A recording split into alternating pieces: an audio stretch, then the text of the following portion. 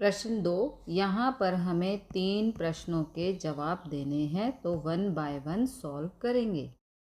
यहाँ पर n है 500, माध्य है 40, प्रमाप विचलन यानी कि डेल्टा है 6। ओके, पार्ट 1 में सबसे कम उम्र वाले 5% कर्मचारियों का निष्कासन करना हो। ओके, सबसे कम की बात कही है, तो यहाँ पर P हो जाएगा x is less than x1 बराबर 0.05।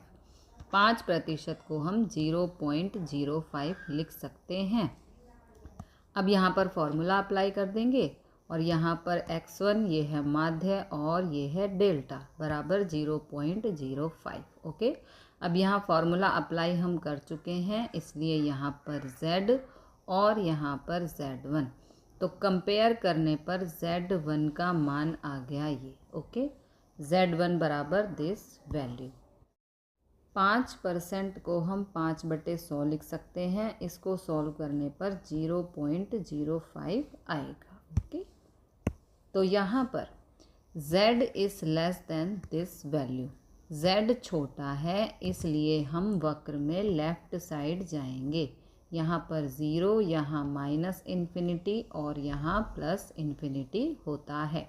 अब संभावना को हम 2 हिस्सों में ब्रेक करेंगे। देखो, -इन्फिनिटी से 0 यानी कि ये पूरा पोर्शन, ठीक है, इसमें से माइनस करेंगे z1 से 0, ये z1 से 0 वाला हिस्सा हम माइनस कर देंगे और ये है 0.05। ओके, तो यहाँ पर 0.05 -इन्फिनिटी से 0 का मान हमेशा 0.5 होता है और ये वैल्यू। ओके, अब इस वैल्यू को यहाँ शिफ्ट कर देंगे, ये माइनस ये प्लस, ये 0.5, यहाँ ये प्लस का है, इधर आके माइनस करने पर 0.45 आएगा।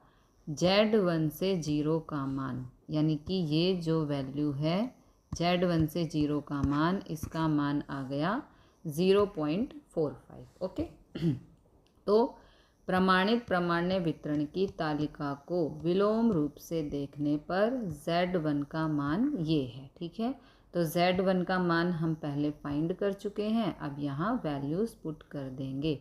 z1 का मान है ये। अब देखो ग्राफ क्योंकि लेफ्ट साइड में है इसलिए आंसर में माइनस आएगा। ओके, तो यहाँ ये वैल्यू z1 की जगह 6 यहाँ भाग में है, इधर जाके गुणा। ओके, अब इन दोनों को गुणा करेंगे तो ये आंसर आएगा, ये -40 इधर जाके +40, माइनस प्लस माइनस, तो आंसर आ गया 30.13 वर्ष। सबसे कम उम्र वाले 5% कर्मचारी की उम्र 30.13 वर्ष होगी।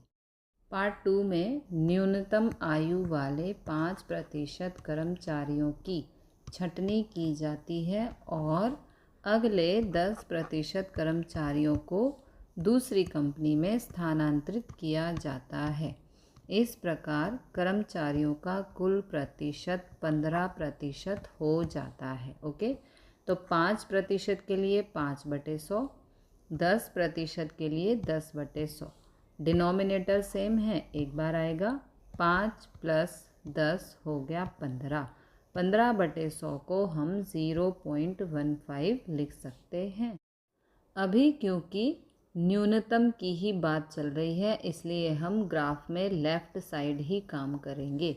तो यहाँ आ गया 0.15, तो यहाँ पर कहीं 0.15 होगा। ओके, अब संभावना को 2 हिस्सों में बांटेंगे, -इन्फिनिटी से 0 यानी कि ये पूरा हिस्सा। ओके, इसमें से माइनस कर देंगे z1 से 0, z1 से 0 के हिस्से को हम माइनस कर देंगे। ओके, तो यहाँ पर 0.15, -इन्फिनिटी से 0 का मान हमेशा 0.5 होता है और यहाँ पर z1 से 0। ओके, अब इस वैल्यू को यहाँ शिफ्ट कर देंगे, यहाँ 0.5, ये इधर प्लस का है, इधर आके माइनस, प्लस माइनस माइनस होता है, तो आंसर आ गया 0.35, यानी कि ये पूरा एरिया हो गया 0.35।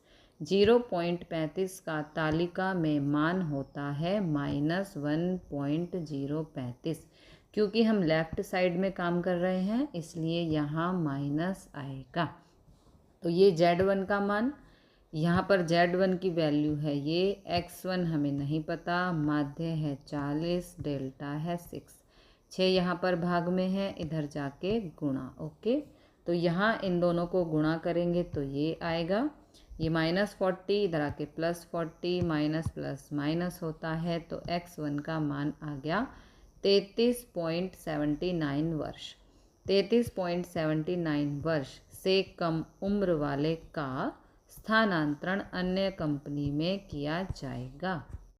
पार्ट 3 में अधिकतम आयु वाले 10% कर्मचारी सेवानिवृत्त हैं। 10%। ओके, तो इसको हम लिख सकते हैं 10/100, इसका आंसर आएगा 0.1। अब क्योंकि यहाँ अधिकतम की बात है इसलिए x is greater than x1 बराबर 0.1 होगा। यहाँ पर फॉर्मूला अप्लाई कर देंगे, यहाँ पर x1 -40 है माध्य, डेल्टा है 6 बराबर 0.1। फॉर्मूला अप्लाई हो चुका है तो यहाँ पर z is greater than z1 हो जाएगा। ओके, कंपेयर करने पर z1 का मान है ये x1 -40/6। अब क्योंकि अधिकतम की बात हो रही है तो हमें वक्र में राइट साइड रहना है। ओके, यहाँ पे 0, यहाँ -इन्फिनिटी, यहाँ पर +इन्फिनिटी, तो यहाँ पर संभावना आई है 0.1।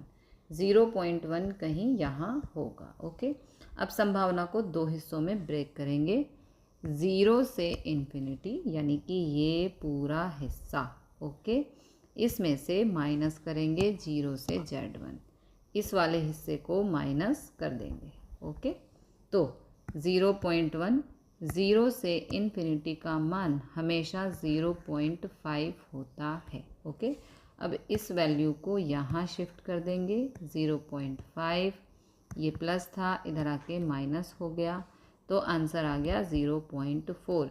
0 से Z1 का मान, ये जो 0 से Z1 का मान है ये आ गया 0.4। क्षेत्रफल के लिए तालिका से हमें आंसर मिलेगा Z1 का 1.28। ओके, अब यहाँ पर ये Z1 का मान हम फाइंड कर चुके हैं, मतलब कि फॉर्मूला। अब वैल्यूज़ पुट कर देंगे, Z1 है ये, डेल्टा है 6, माध्य है 40, 6 यहाँ भाग में है, इधर जाके गुणा, तो गुणा कर दिया, ये -40 है, यहाँ पे आके +40, इन दोनों को गुणा करेंगे, ये आएगा, प्लस करने पर 47.68 वर्ष, यानी कि सबसे अधिक उम्र वाले 10% कर्मचारियों को निवृत्त करना हो तो उम्र इतनी वर्ष होगी।